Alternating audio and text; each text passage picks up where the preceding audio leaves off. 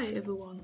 I have an idea for a project that will consist of making several separated videos from my daily work on paintings. This one I wanted to show in such stages because it will be very large and will take a lot more time to make. Then when I finish the project from the stages of work, I will put this video together. It will be probably longer than usual. I will show you something about preparing for painting, maybe not very interesting, but I had a few adventures related to it. I bought two large canvases. They are 80 wide and 120 high together, which is the same size as when I painted that pink unicorn. This was my first painting video ever. The video is not very impressive, but for a first video like this, there is nothing to expect.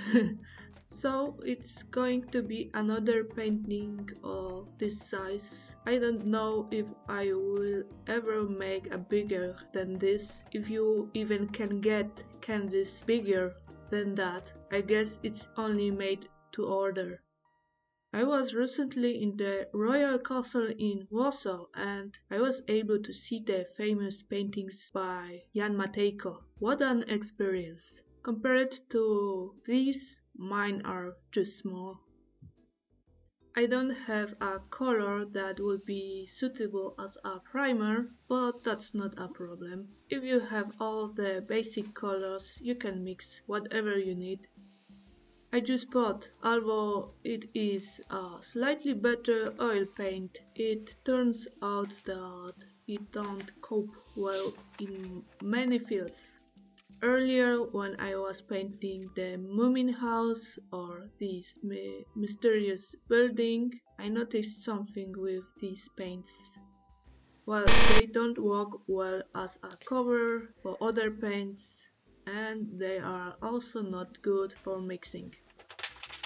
I added a tiny amount of black to get a yellow orange-like base color, but even though I use a huge amount of yellow, this tiny amount of black took over completely.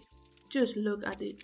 I have been mixing it for about 20 minutes now. Keep adding more and more of that yellow phoenix paint and it still looks like a diarrhea.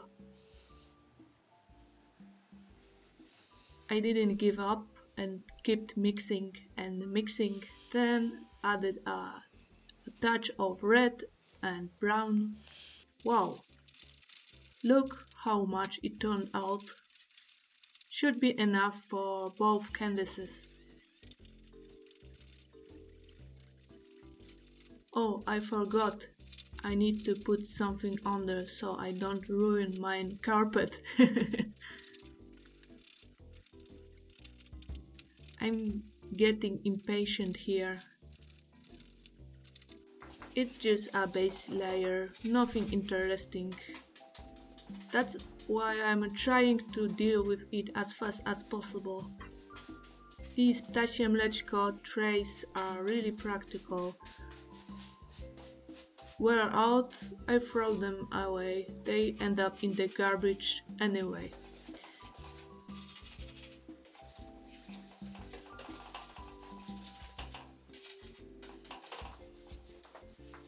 I pour turpentine on the tray, that's so practical. I don't have to constantly reach for the turpentine container, even though it is unscented turpentine, it still stinks, but it's needed in oil painting. You can still use flax oil for oil paints, but I still opt for smelly turpentine because it makes less mess.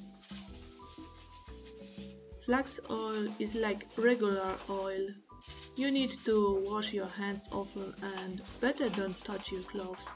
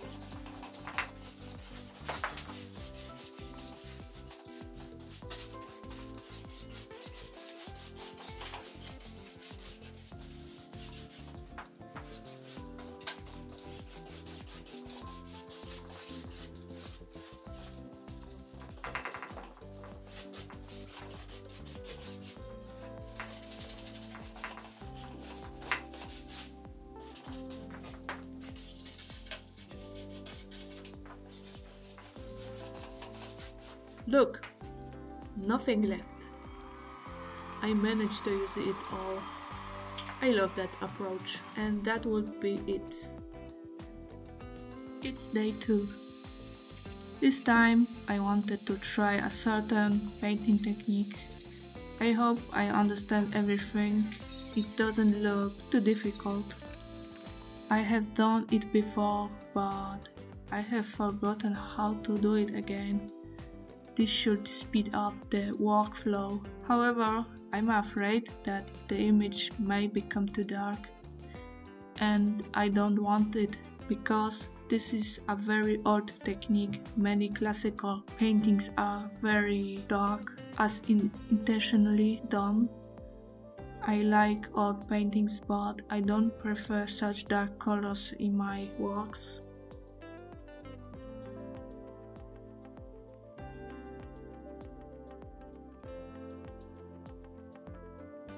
The drawing is messy as usual, but that's how am I. I don't see the point in making an exact drawing. If it was something that would be visible, I do try harder, but in this case it's a waste of time.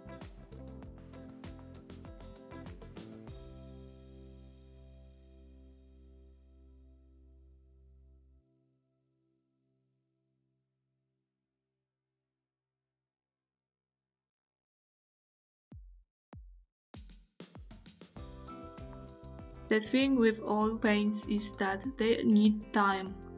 Usually when you do one oil layer that day, you leave the work. It just suits me. I like to leave work and come back to it after some time. Today I will only do a sketch and probably only the first stage, shading. It would be very difficult to paint on a fresh layer with shading now, so leave the next stage for the next day, then it's easier. The paint will dry a little during this time and absorb into the canvas, then you can go to the next stage.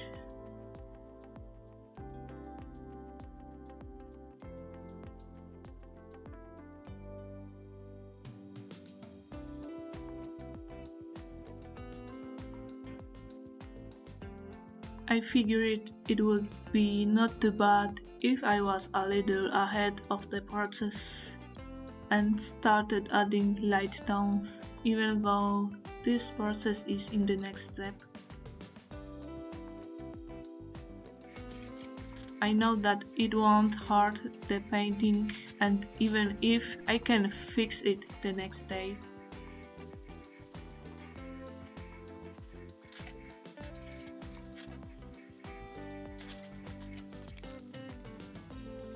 I thought for a long time what to paint, but I have listened to some kind of music, and it's a pretty good track, a bit weird.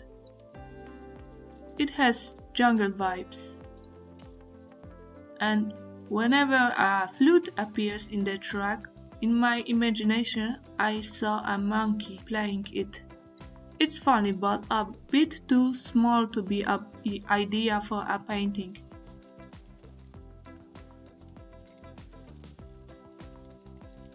I left it for now and waited for something interesting to come up in my mind. And finally, I've got an idea. My friend showed me such unusual peacocks. Normally they are green with blue, but these were kind of crazy. They were partially albino with red. I get it that a peacock can be albino, but with red feathers. Even though I like these peacocks, I decided to paint a normal one. Later I was looking for such pictures of these peacocks, but it turns out that it's a fake. There are no such.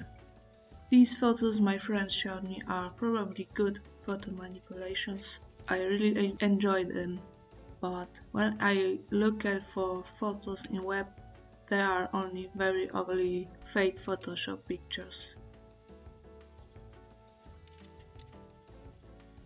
I think this combination will be quite interesting. Peacock, beautiful and dignified. Monke, playful and frivolous. This flute adds even more fun to it. It looks a bit like this monkey is mocking the peacock. After that, there will be a jungle background and a waterfall in the back. It should be cool.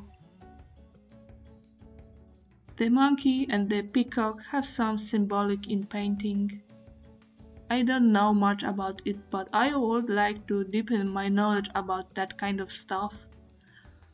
I think that in 100 years, for example, someone who knows art would try to find the answer, what the artist wants to say, but in my case, there is freedom. There is no idea behind this painting.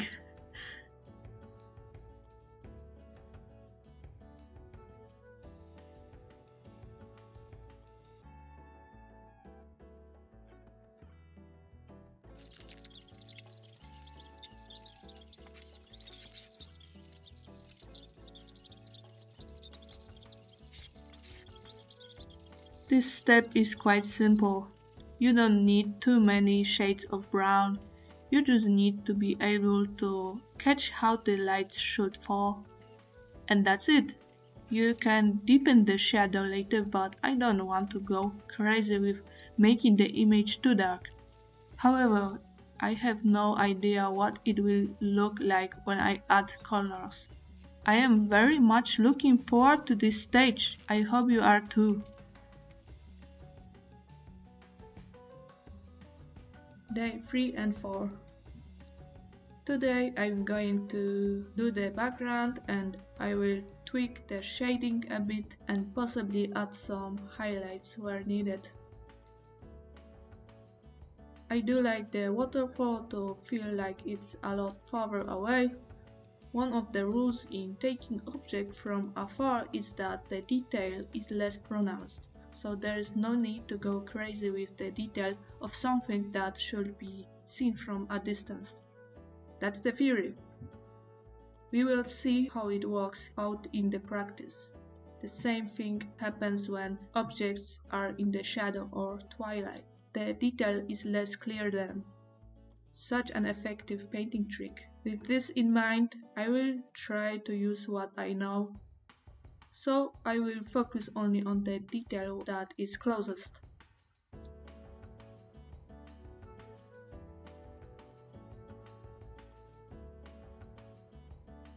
Another day until finally adding the right colors.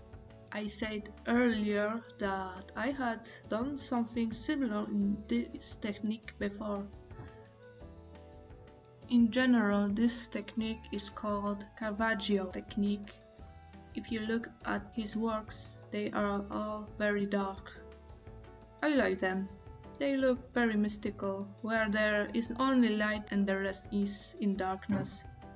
Apparently, this is where this technique comes from.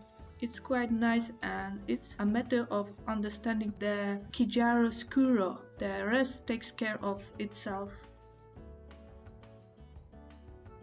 I did that once too and it really does work. I decided to use this technique to paint a male torso. It's a good object to practice this technique. At first, I didn't know what to expect, but it worked. When I made the shadows, I added layers of white color again and again, and every few minutes it would emerge and change its color. So I kept adding more layers. It was a very interesting experience, but I have no idea if the same will work as well with colors like blue and green, because the beige color is derived from the primer paint and some extent from the shade color. It means that I have no idea what will really happen. It only remains to be convinced.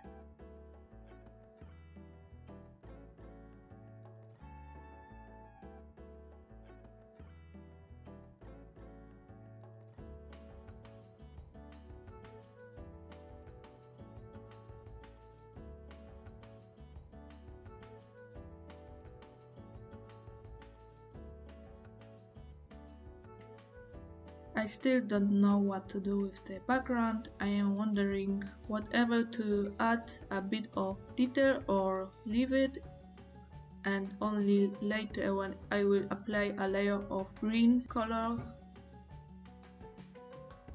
Even if something goes wrong, the detail can always be mixed with paints.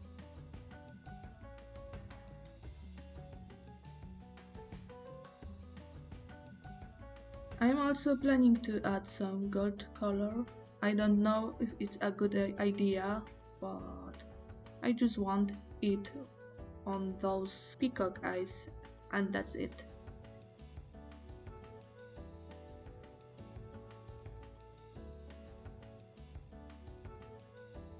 Because I have been a little distracted the last few days.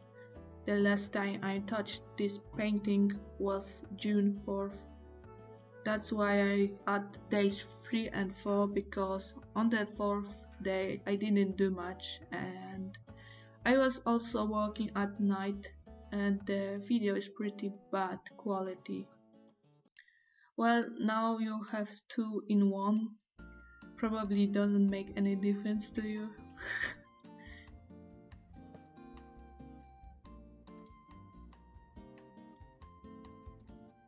I think that's enough shading. I'm going to apply the colors in the next step.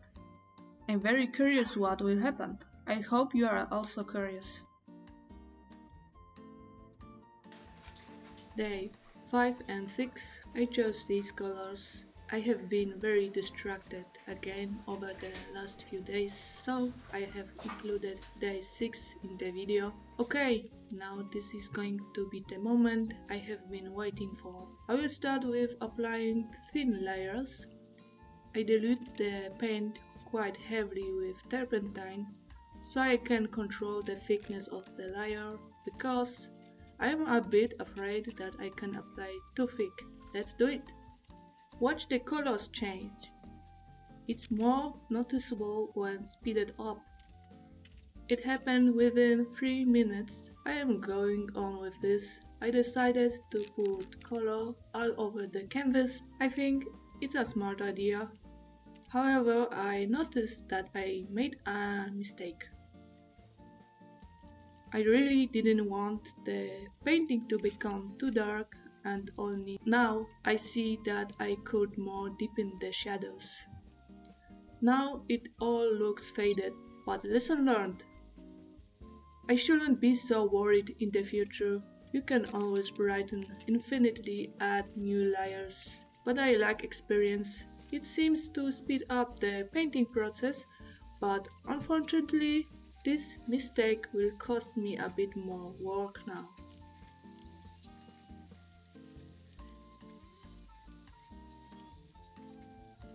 We'll have to work on the light pole, as it is a bit of a mess right now. Because of my adventures with bad paints, I expected everything. If I remember, I will make a ranking of the paints I used. Many of them are good, only one kind sucks. Oh, I smeared some places. I have to be careful with the turpentine because it can dissolve the previous layers.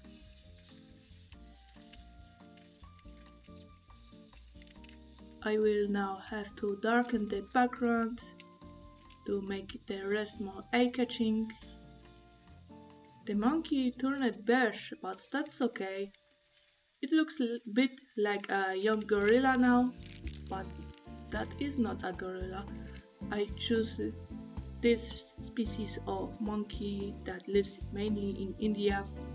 This is an extremely sly and cheeky monkey. Always robs tourists in these videos on the internet and even attack people. Yes, this monkey goes well with food.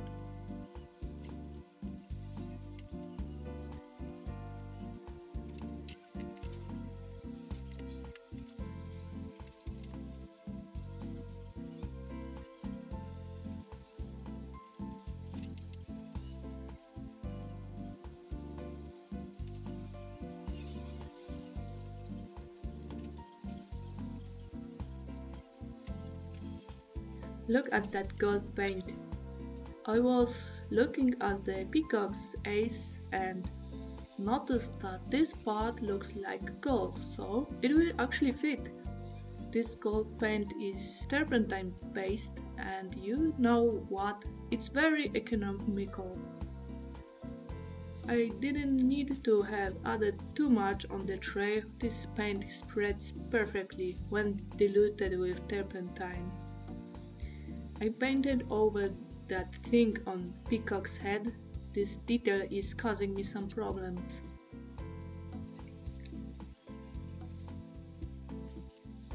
It will be better if I paint it when I finish the background.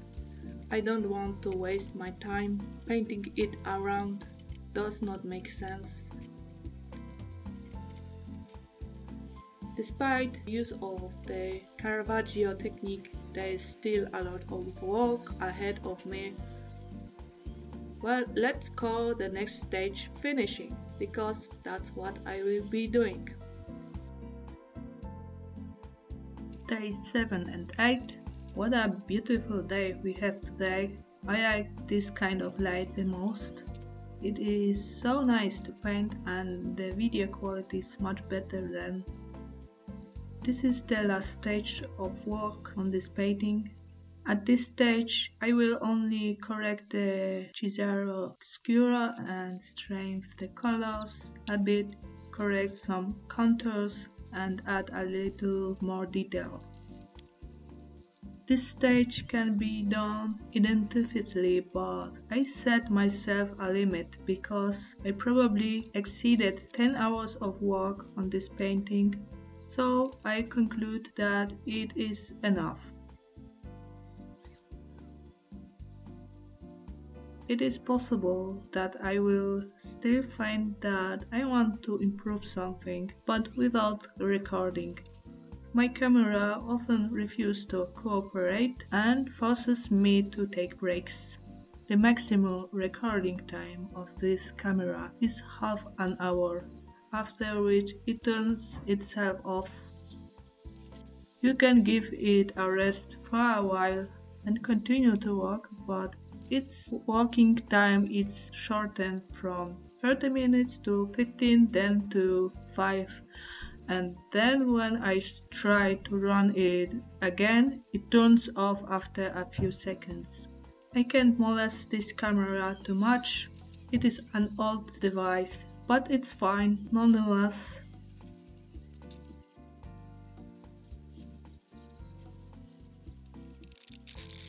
I will deal with the background first, so I don't have problems with the foreground later.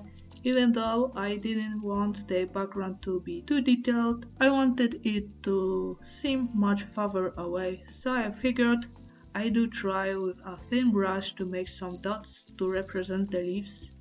It works pretty nice. Then those ivy covered trees that are a little closer are made on then bigger dots. This gives a nice effect and deepens the image more.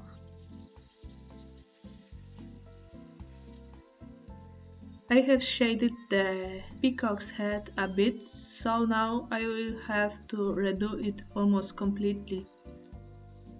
I put in so much work in the beginning to make it well shaded, but I need to be even more accurate with the Caravaggio technique next time. I will definitely use this technique again. It is a lot of fun and very effective way when the right colors are added. Oh, don't mind my garbage in the background. I don't throw away these cartons because they serve as a blockade when I release my chinchillas in the room. They are always trying to get in this blind room where they can hide under the bed and play me. Haha, people are so stupid. Violetta knows there's something she wants, so when I'm not looking she bounces off these cartons to knock it over. And sometimes she succeeds. Their first thought after release is to get there, They are like criminals. When they get out of the prison, they go back to what they used to do. And whenever they get a chance, they eat my books. What I really don't like. The bedroom is where I usually read.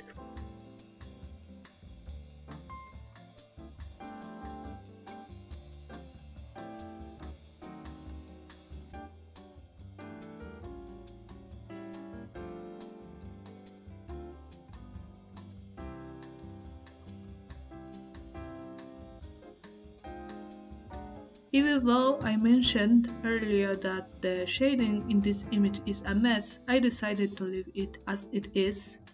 The light on the monkey falls from this side and on the peacock this way. It's not good, but it looks interesting. Let's say that the chiaroscuro here is very dynamic. Oh, one finger is missing. I will paint it. This finger looks a little funny, but let's face it, this monkey has no clue what it is doing.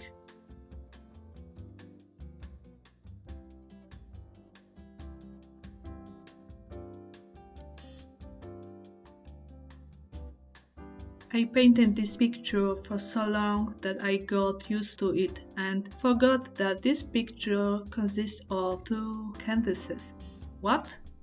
What is this gap in this painting? I rarely come across canvases of this size, and now I think that I really like such large paintings. Something is going on in my mind that some images are flashing in my head that would be suitable for another painting in this size. I don't think I would be able to buy one in any action store, rather in an art supply store, and it will probably cost quite a bit.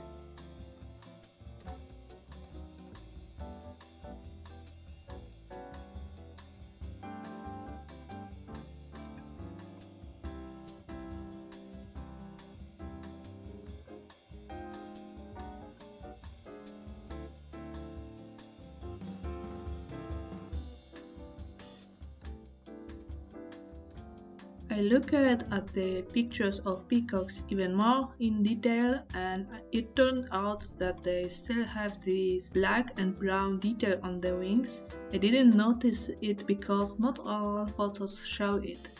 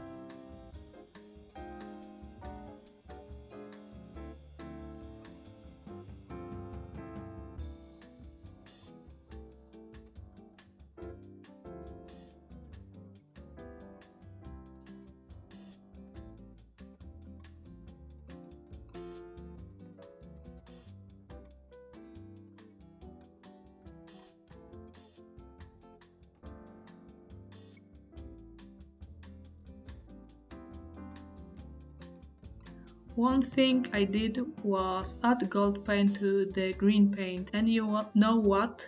It works. The paint has become more yellow and has a glitter effect when mixed with another. I see in the future the use of this paint for situations where something is special, such as these peacock's feathers. I might as well do the same with the peacock's neck, but I think the gold paint will change the blue to green. I can still try to do the same but with silver paint, only if I buy it someday. From the very beginning, I have been trying to figure out what to do with the peacock's tail.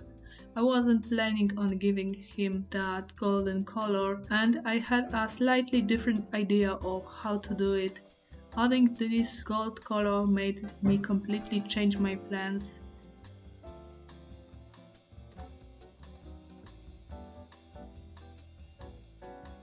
This tail was a total mess, but I finally managed to get it done.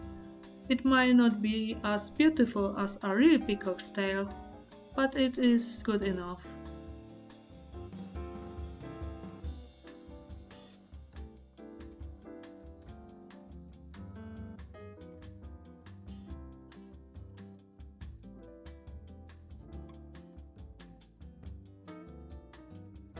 I will definitely add this painting in my shop. By the way, the link to my Etsy shop is in the description. I have posted my previous paintings. They are still there for now. I can't post this painting right after it's finished because it's done with oil paint and needs a few days to dry. Just to be sure, I will leave it alone for a week before it gets a coat of varnish. But the one with the monkey and peacock, someone already has an eye on it. Of course, it doesn't mean anything yet, but it might turn out that this painting will be gone soon. Fortunately, the painting consists of 2 panels. It is always possible to share it.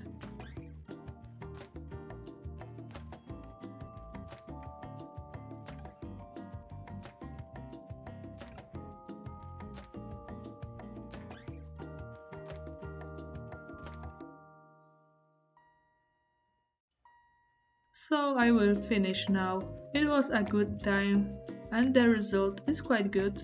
Sorry Peacock, you will have to stay with this monkey because you live in the same environment, so you can't escape it.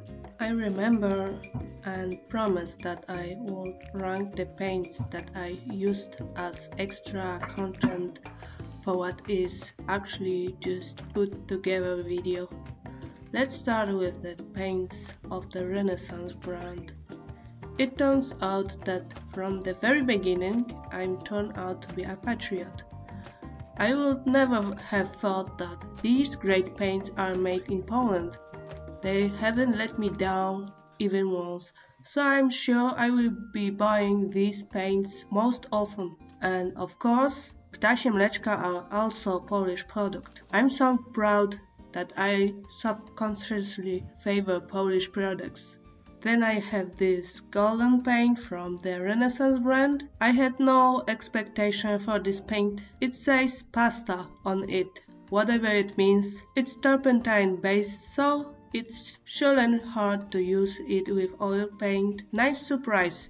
It spreads very nicely and does not wear out so quickly. Next are the paints I bought cheaply in Germany called Marabu. They are good, haven't given me any trouble, they mix well and are solid in layering. The only weird thing that happened to them is the non-permanent screw caps. I always wrap the tubes in a roll to squeeze everything out of them. However, this causes the cork to break at this point. I bought them a few years ago and maybe the plastic starts to break down. Nevertheless, I can recommend them. They are good paints.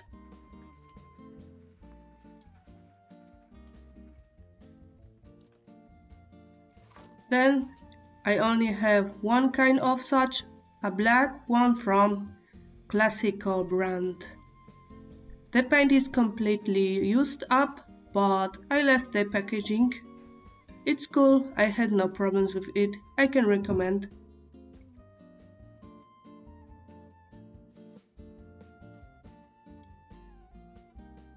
Let's move on to the next infamous paint that I don't like and won't buy again, a Phoenix brand.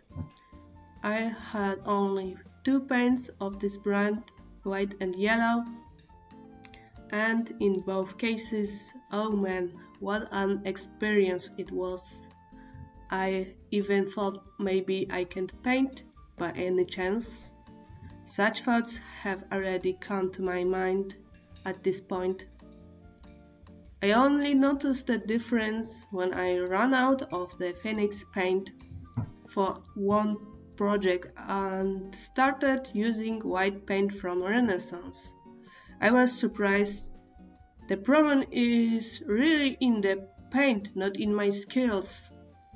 It says on the packaging that these are semi-transparent paints.